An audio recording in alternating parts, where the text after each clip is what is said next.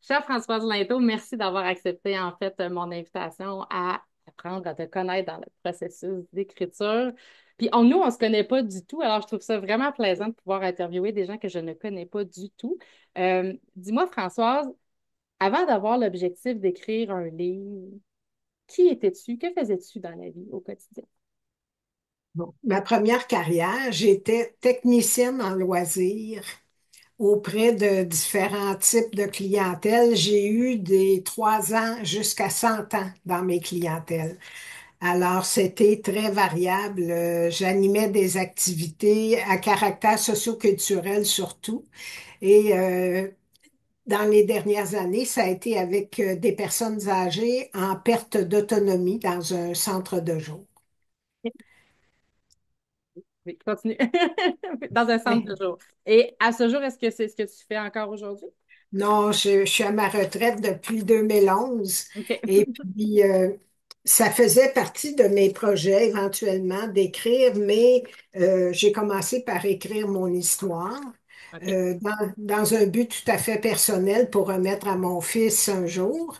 Il me reste à fignoler des photos, puis enregistrer le côté vocal que je veux lui laisser, là. OK. Alors, mais tout ce qui est d'écriture, c'est déjà fait. Mais c'était pas dans le but d'une publication. Pour moi, c'était un exercice comme de mémoire, oui, mais aussi parce que j'ai toujours aimé écrire, que j'ai toujours eu de la facilité dans les compositions. Ben, ça allait de soi. Ça allait de soi. Puis, en fait, qu'est-ce qui a été ton déclencheur pour qu'un jour tu te dises, hey, moi, là, je vais écrire un livre qui concerne la spiritualité? Ouais. Ben, moi, j'ai un cheminement spirituel qui a démarré dans les années 70, au moment où on a tassé la religion catholique, et puis qu'on a dit on n'en veut plus des curés dans nos vies.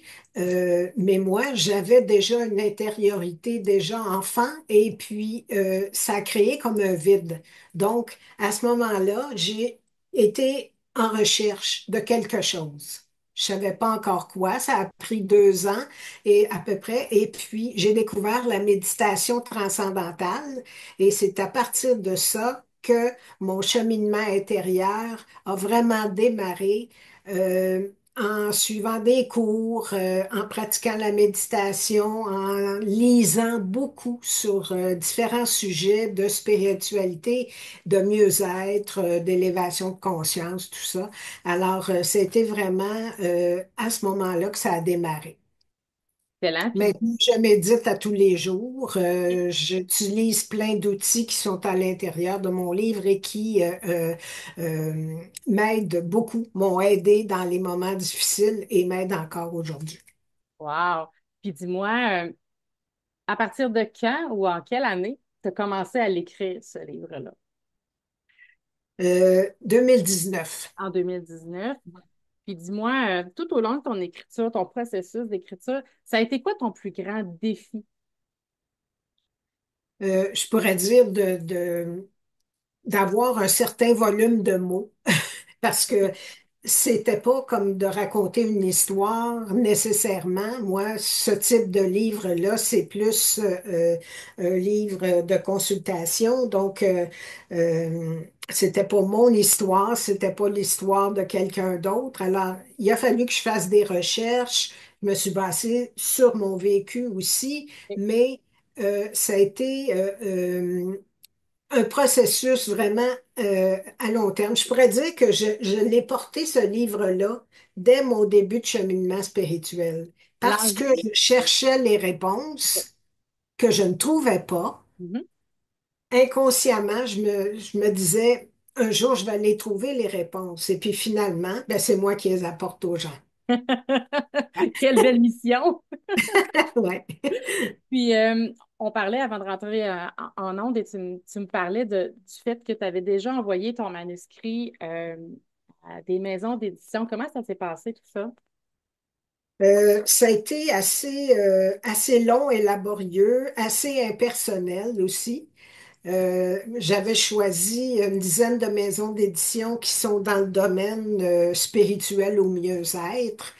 Et puis, il y avait des exigences particulières pour chacune. Donc, il fallait avoir une façon de présenter le manuscrit personnel à chaque maison d'édition.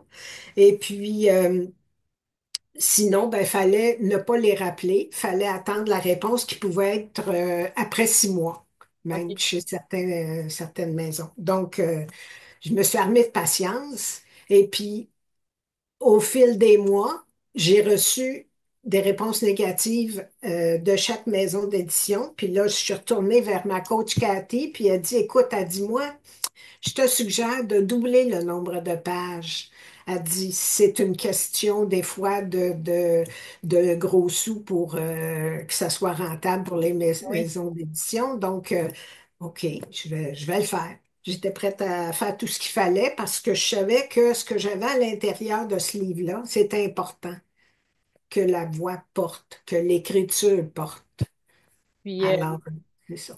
là, tu disais que tu avais reçu que des refus, Que finalement. des refus, ouais. Est-ce qu'à à ce moment-là, là, quand tu as reçu ton dernier refus de la longue liste que tu as reçue, est-ce que tu as eu le goût d'abandonner ton projet puis de laisser tomber, de faire comme, oh zut, hein, je jette ça aux poubelles puis on passe à autre chose? Est-ce que tu as eu cette envie-là d'abandonner? Non, pas du tout. OK. J'étais découragée, par OK. exemple. OK. J'étais découragée sur le bord des larmes. Puis, je me disais, c'est impossible que ce projet-là ne soit pas lu, entendu, travaillé par d'autres personnes. C'est un message que j'ai apporté. Ça fait partie de ma mission sur Terre, d'aider particulièrement les femmes, mais ce livre s'adresse à tous aussi. Parce qu'on sait très bien dans la société qu'il y a beaucoup d'hommes qui ont besoin d'aide et par la bande, ben, ça peut les aider. Puis il faut que les hommes encouragent les femmes à s'épanouir, à prendre leur place. Alors, ça fait partie de mon message que les femmes augmentent leur vibration pour pouvoir rayonner. Absolument. Puis dis-moi, tu disais que, bon, tu avais été voir Cathy une première fois, tu avais grossi ton volume. En fait, le manuscrit avait pratiquement doublé. Puis là, malgré tous les refus, tu es retourné vers Cathy, puis là, elle t'a proposé de venir voir Jérémy. Elle m'a dit, écoute, je te reviens là-dessus. Puis là, elle m'a référé à Jérémy, elle m'a envoyé un petit texto, puis elle m'a dit, écoute, Jérémy Parent, qui est éditeur, va t'appeler. OK. De la maison Alors, d'édition Un million de rêves. ouais. Parfait. Puis comment ça s'est passé, ta première rencontre, soit téléphonique ou en Zoom avec Jérémy? Comment ça s'est passé? C'était téléphonique et puis j'étais fébrile parce que je me disais, oh, j'espère qu'il va dire oui. Et puis, parce que là, c'était comme ma dernière ressource, là. Sinon, il aurait fallu que je l'édite moi-même. Puis je ne connaissais pas les façons de faire. Je me sentais pas euh, en confiance de le faire moi-même. euh, Puis de faire toute la distribution, la publicité, etc. Pour moi, c'était trop, là. OK. Euh, Si j'avais eu 20 ans, puis plein de technologies dans la tête, peut-être, mais c'était pas mon cas. Fallait que je sois réaliste, puis que je dise, bon, j'essaie de demander de l'aide et j'espère qu'on va me répondre. Je demandais à mes guides de m'aider, de me donner une réponse positive autant que possible, tu sais. Ouais, ben, on attend toujours cette fameuse réponse. Et dis-moi, euh, comment s'est développée ta relation avec Jérémy par rapport avec le livre? C'est ça. Comment est fait ta relation avec Jérémy pendant tout le processus là, jusqu'à l'édition? OK. Dès la première conversation, j'ai trouvé qu'il était ouvert, il était à l'écoute, puis je sentais de la bienveillance. Et puis ça a été constaté, on ne s'était pas vu là. OK. Ça a été constaté au premier Zoom, parce que j'ai vu son énergie, puis j'ai réalisé que oui, il y aurait une connexion. En plus, il habite Magog, endroit que j'aime beaucoup. OK. Je vais souvent me promener à Magog. Écoute, c'est un endroit merveilleux qui allie la montagne, l'eau. Pour moi, c'est très important. Euh, j'ai déjà vu un chalet dans ce coin-là, donc c'est un coin qui m'attire. Donc, il y avait quelque chose, une connexion là. OK. Et comme je lui ai dit par la suite, ange gardien s'appelle Jérémie. Oh, Est-ce que ce quelle n'est pas coïncidence! une... Hein? Quelle Alors, coïncidence! j'ai dit c'est parce que c'est la bonne personne, c'est ça. Exactement. Exactement. Puis dis-moi, qu'est-ce que tu as le plus aimé dans le processus d'édition? Étant donné que tu n'as pas passé par nos formations en tant que tel, que tu es arrivé avec un manuscrit, euh, Ouais. qu'est-ce que tu as le plus aimé dans ce processus-là? Euh, Tout d'abord, quand j'ai envoyé mon manuscrit, Jérémie m'est revenu avec le même commentaire que le correcteur. C'est une écriture au-dessus de la moyenne, qui m'a dit. C'est très bien Wow! écrit, avec très peu de fautes, belle syntaxe. Il était vraiment enchanté de la façon dont je OK, l'ai écrit, là, tu sais. OK, Alors, ça, j'étais contente parce que pour moi, la langue française, c'est important. absolument. Je fais certains anglicismes, mais c'est pas courant. Et puis, j'aime mieux essayer d'éviter d'en faire parce que, intuitivement, pour moi, c'est précieux la langue française. Et j'ai toujours aimé composer. Donc, quand j'ai participé à un de ces ateliers en ligne, écoute, il y avait une proposition de texte, mais il y avait aussi deux images. Alors, moi, je suis visuelle. Alors, j'ai très bien accroché avec la proposition de texte, mais les deux images m'ont aussi inspiré, ce qui fait que ça a été double fonction dans Mhm. l'écriture, là, tu sais. C'était quoi les images? Est-ce que tu t'en souviens? Euh, une chaise berçante et puis l'autre, je me rappelle pas, là. Mais la chaise berçante, écoute, c'est comme si c'était le grand-père qui parlait à son petit-enfant, puis qui racontait ses souvenirs en parlant de la nature, en parlant de toutes les belles choses de la vie. Mhm. Ça coulait comme ça, là, l'écriture, là. Alors, je Wow! suis contente de cette expérience-là. Ben oui. Puis dis-moi, tu as fait un lancement. Oui, Jérémy a certainement participé à ton lancement. oui, tout à fait. Raconte-nous ton expérience de lancement. Oui, alors j'ai fait le lancement chez moi. J'avais invité ma famille, mes amis, et Jérémy et Cathy étaient présents. OK? J'étais très contente qu'ils soient là, les deux. Et puis, ce que Jérémy a dit, c'est qu'il n'était pas habitué aux petits groupes pour des lancements. Il était plutôt habitué à des grands groupes de 100 personnes et plus. Mhm. Alors, moi, ça m'a comme étonnée. Puis, en même temps, je me suis dit, bon, ça lui fait une nouvelle expérience. Et puis, sinon, ça s'est bien déroulé. Ça a été vraiment dans le flow, tu sais. Et, euh, et Jérémy et Cathy ont dit un mini discours, si on veut. Mhm. Puis on parlait de ce que j'avais eu comme impact dans leur processus, là. Et moi, j'étais fière de cette journée-là, de ce que j'avais accompli. J'avoue que le sentiment d'accomplissement dans un lancement, il est très grand, mais on le réalise juste quand les lumières s'éteignent et que c'est fini. Oui, Sur le moment, là, on ne réalise pas tout ce qu'on vit. oui, Et après oui, ça, c'est tellement beau, puis évidemment, on fait des beaux rêves parce que ça a été magnifique. oui. Dis-moi, Françoise, si on part du moment où tu as décidé d'écrire ton livre sur la spiritualité et que tu as entamé le processus de demande d'édition, est-ce que la Françoise du début est la même que la Françoise d'aujourd'hui qui a édité son livre? Ben non, on passe par toutes sortes d'apprentissages, on passe par des émotions, on passe par essais-erreurs. Mon manuscrit, je pense qu'il y a eu à peu près 12 versions. OK. Euh,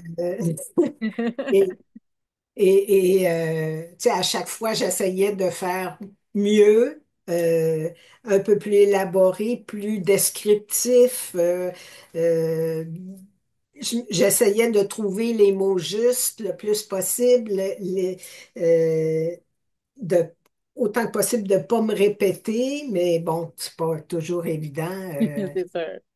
dans ce genre de livre-là. Et puis, non, j'ai appris beaucoup, c'est évident. J'ai appris à recevoir les refus. Ça, c'était une grosse période. Ça a travaillé mon ego. Oui, Et sûrement. puis, et puis comment je pourrais dire, ça m'a donné le goût d'en écrire un autre éventuellement. Alors, par la suite, ben, j'ai commencé à écrire des méditations. Est-ce que je vais écrire un livre sur une série de méditations par la suite? Je ne sais pas, mais moi, j'écris pas comme à tous les jours. J'écris par inspiration. Mhm. Tu sais. À un moment donné, il y a un mot, une thématique qui me vient, j'écris. C'est comme si ça, ma façon de fonctionner, c'est comme si ça coulait de source quand l'inspiration est là et que l'idée est enclenchée. Fait que dès que Ça, ça monte, tu prends l'instant, tu prends le moment, puis tu le couches sur papier. Ouh, alors. ouais, c'est ça, c'est OK. ça. C'est un peu le même processus que j'ai. Moi, je fais de la peinture, je suis une artiste aussi. Euh, et écoute, j'ai une toile qui est restée blanche pendant 1 an. Je OK. n'ai pas eu l'inspiration pendant 1 an, mais tout à coup, l'image est apparue nette, précise. OK. En 1 semaine, la toile était faite. Wow. Et c'était quoi le thème de ta toile, sans indiscrétion? Écoute, c'est un arbre avec une branche qui s'allonge et qui va et dont le bout de la branche fait comme une main comme ça et ça tient un cœur. Wow. Et c'est l'arbre, c'est comme une main. Alors les branches s'en vont dans toutes les directions OK. et je ne l'ai pas vu. Une fois que j'ai eu terminé la toile, c'est quand j'ai pris du recul, j'ai dit, waouh, c'est une main, ça. Il y a des choses inconscientes qui se passent quand je fais de la peinture. Puis il y a Wow. des thématiques qui sont fortes comme celle-là. Il y en a qui sont plus sobres parce que je fais aussi du non figuratif. Écoute, soit les couleurs, soit les textures. Tu sais, j'ai besoin, moi, de m'exprimer de plusieurs façons. Je suis multifonctionnelle. Que Alors, je vois. c'est correct. Écoute, je suis pas la seule comme ça. Puis, Mhm. il y a- à ce moment-là, j'offre plus de possibilités aux gens de choisir parmi ce que j'offre, tu sais. Oui, ben Parce oui. que même mes œuvres artistiques peuvent euh, toucher quelqu'un au niveau de l'âme. Oui, Hein. certainement. Je crois profondément que l'art a cette force-là. Et là, on a parlé de bon parcours d'écriture, on a parlé évidemment de lancement, mais là, on ne l'a pas vu ton livre. Fait que j'aimerais ça que tu nous le présentes, que tu nous parles de son titre, que tu nous dises à qui ça s'adresse, ce beau livre-là. Alors, ce manuscrit a failli ne jamais voir le jour, OK? mais il est devenu ceci, oser la spiritualité, gagnant bien-être et briller de l'intérieur. Et pourquoi, là, tu dis, il n'a jamais failli exister parce qu'il y avait des refus ou il y avait autre C'est chose? ça. Oui, C'est oui, c'est à cause des refus, à c'est cause ça. des refus. Ouais. Puis ça s'adresse à qui précisément ou largement? Ouais. Bon, moi, comme ma mission, c'est d'aider les femmes à retrouver leur potentiel et à rayonner, ben, je m'adresse surtout aux femmes. Quand je l'ai écrit, j'avais les femmes en tête. OK. Mais n'importe qui peut le prendre et l'utiliser à bon escient. Tu sais. C'est un livre qui explique les principes de base. Euh, au niveau de la spiritualité qui, pour moi, est comme un éventail. Tu vois, dans la multifonctionnalité, la spiritualité, ça fait partie de ça. C'est pas juste faire des prières, la spiritualité. Il y a des gens à qui j'en parle puis qui réagissent comme ça. Ah, les prières, moi, ça m'intéresse pas. Mais la spiritualité, pour moi, c'est la globalité de la personne. Alors, Je parle de la santé, je parle de la méditation, de la respiration, je parle des guides, de l'âme, du karma, des chakras. Je parle aussi du pardon, de la joie, de l'abondance, de la créativité. C'est toutes des thématiques que j'aborde et puis je donne des outils pratiques, faciles à utiliser dans le quotidien pour élever les vibrations, pour que les gens soient plus harmonieux en général. en Et général? puis, le but, c'est d'aider les femmes pour qu'elles prennent leur place dans la société et que les hommes leur laissent un petit peu de place pour qu'elles puissent rayonner à leur tour. Tu vois? Wow. C'est Puis, pas contre les hommes, mais c'est avec les hommes. ben oui, tout à fait. Donc, ce que tu veux que les gens retiennent de ton livre, si, admettons, là, moi, je passe à travers ton livre parce que j'ai pas eu cet honneur-là encore. Si je passe à travers ton livre puis que je le referme, qu'est-ce que tu voudrais que je retienne ou que ça transforme dans ma vie là, quand je vais fermer ce livre-là parce que j'ai passé au travers? D'apprendre à vivre dans le moment présent, d'apprendre à être plus consciente de tes paroles, de tes pensées, de tes actions, parce que tout ça a un effet dans ta vie et que plus tu vas avoir des pensées, des paroles et des actions harmonieuses, plus tu vas rayonner autour de toi et les autres vont en bénéficier et vont pouvoir rayonner à leur tour. C'est Wow. comme une chaîne. Ben oui. J'aimerais que ça se reflète à travers la planète.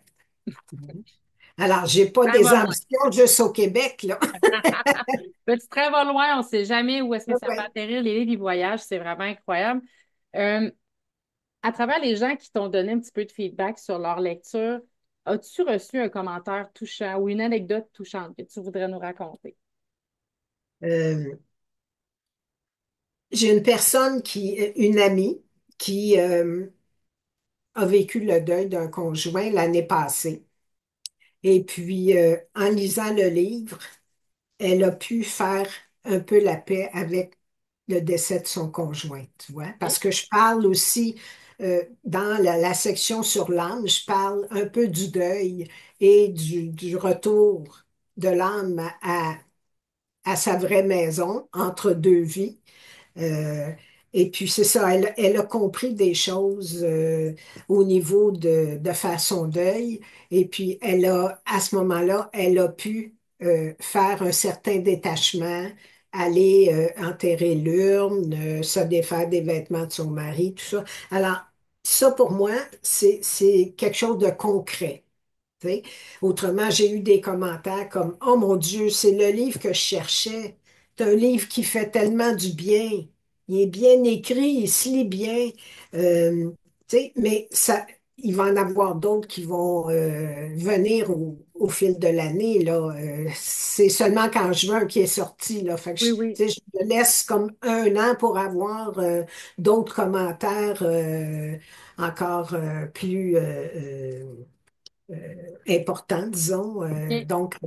Tu sais, au moins, je sais que j'ai aidé des gens. Il y a une dame à qui je n'ai vendu un qui a un cancer, puis vraiment, elle m'a donné le feedback que ça l'avait aidé Wow. à travers son traitement. Tu vois. Toujours apprécié hein, quand les lecteurs nous reviennent avec leurs ressentis puis comment Ouais. nos livres leur ont fait du bien. Mm. Euh, si je montais sur scène avec toi, là, devant 250 personnes qui ont l'intention d'écrire un livre, Mhm. qu'est-ce que tu leur dirais pour qu'ils fassent le premier pas puis qu'ils enclenchent le processus d'écriture? Moi, je dirais d'abord de s'intérioriser, d'aller chercher une certaine forme d'intuition à l'intérieur et de se brancher si c'est quelque chose qui leur fait sens, de se brancher et de demander d'être guidé dans le processus d'écriture.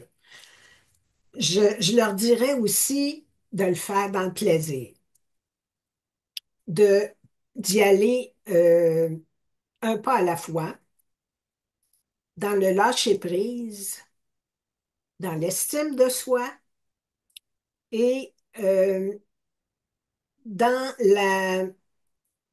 comment la certitude que ce qu'on a à écrire est valable. OK. Tous les types d'écriture sont valables dans la mesure où c'est positif, là, parce que j'accroche pas aux messages haineux ou toutes ces Oui, tout à choses-là. fait. Mais chaque personne porte en elle des mots qu'elle peut communiquer aux autres et elle ne sait pas l'impact qu'elle peut avoir dans le futur sur une autre personne. Même si elle ne touche qu'une personne, ça vaut le coup de prendre la plume. Ça vaut J'ai le coup de prendre la plume. J'adore ça. prendre la plume. Prendre la plume et l'encrier. Oui. Wow! Pour le bénéfice des gens qui regardent la vidéo, en fait, cette plume-là nous est remise à chaque fois qu'un auteur édite son livre et fait le lancement. On remet une plume qui est taillée dans le bois par un artiste. Donc, c'est très, très significatif. Tu sais, quand on reçoit ça, là, c'est vraiment touchant. Bon, encore. Oui, tu peux nous la montrer, regarde. Fait au Québec. Très joli. Très, très joli. Puis, ça nous fait un petit velours, hein. C'est comme notre petit Ben oui. trophée d'avoir évidemment accompli tout ça.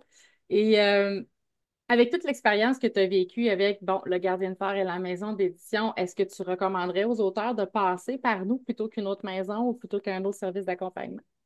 Oui, effectivement, parce que moi, j'ai ressenti de l'écoute, du respect de notre écriture, de la bienveillance et l'accompagnement au niveau des corrections. Il y a eu un suivi, puis les commentaires que j'ai apportés concernant certaines corrections. euh, que ce soit au niveau de l'écriture ou de la mise en page, ça a été écouté. Et moi, qualité-service, là, oui, numéro un. Super.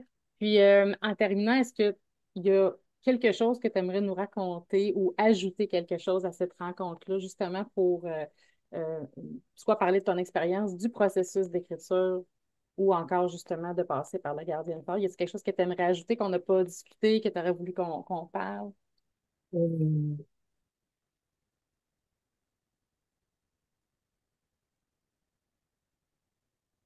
moi, j'ai ressenti que Jérémie se préoccupait de ses auteurs. OK. Particulièrement je l'ai noté dans l'atelier en Zoom auquel j'ai participé. Et il encourage ses auteurs. Puis j'ai vu que c'était vraiment des textes très variés, d'univers différents, Mhm. et c'était intéressant pour ça, parce qu'il y avait une variété. Et au niveau des gens aussi, c'est des gens d'âges différents. Il y a des jeunes, il y a des gens comme moi dans la sagesse. Euh, alors, c'est ouvert à tous, dans le fond. Même les enfants, vous avez quelques auteurs Oui, enfants, donc euh, c'est accessible à tous. C'est ça qui est intéressant. C'est un passe-temps très gratifiant, je trouve, l'écriture. c'est ça, tout à fait. Françoise Linteau, je te remercie de ta présence. Merci de toutes ces belles paroles de sagesse-là. Alors, on te souhaite pour la suite de vos projets d'écriture, puis tu nous reviens dès que tu as d'autres projets sur la table. Merci infiniment, Julie. Merci. Bye bye. Au revoir.